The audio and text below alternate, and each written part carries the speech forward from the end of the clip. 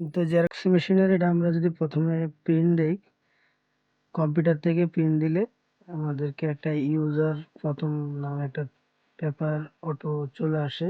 দেন এরপর আমাদের প্রিন্টের কপি আসে। প্রত্যেক প্রিন্টের সময় একটা করে বাড়তি পেজ চলে যায়। তো আজকে এই সমস্যাটা আমরা সলভ করব। তো সম্পূর্ণ ভিডিও জুড়ে আমাদের সাথে থাকুন।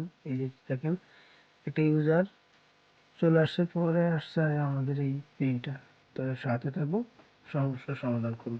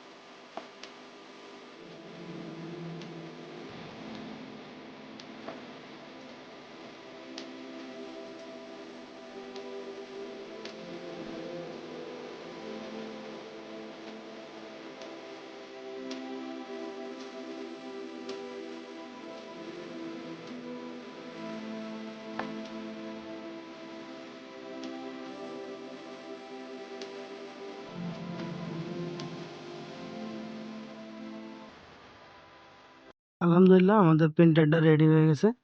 দেখুন, আমরা একটা কম্পিউটার থেকে প্রিন্ট দিয়ে চেক করে নেব প্রিন্টারের সমস্যার সমাধান হয়েছে কিনা। তো আশা করি আপনারা ভিডিওর মাধ্যমে বুঝতে পারছেন। তো আবারও দেখা হবে নতুন কোনো প্রিন্টারের সমস্যার সমাধান নিয়ে। তো এই পর্যন্ত ভালো থাকুন। আল্লাহ হাফেজ। এই যে দেখুন।